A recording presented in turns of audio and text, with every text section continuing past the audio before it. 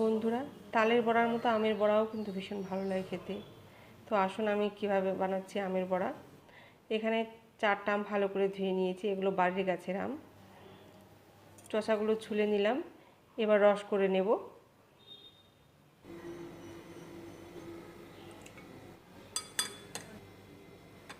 আমের রসগুলোকে ছেঁকে নেব ভালো করে। 1 কাপ চিনি দিয়ে ডিম ফেটানোটা দিয়ে ভালো করে মিশিয়ে নিলাম। এবার দিয়ে দেব 1 কাপের মতো সুজি, ভালো করে মিশিয়ে নেব।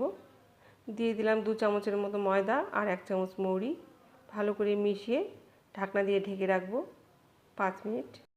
5 মিনিট হয়ে গেছে। এবার ডিম ফেটানোটা দিয়ে আবার একটু ফেটিয়ে নেব। উনুনে তেল গরম করতে বসিয়ে দিয়েছিলাম, তেল গরম হয়ে গেছে। এবার অল্প অল্প করে নিয়ে বড়াগুলো ভেজে নেব।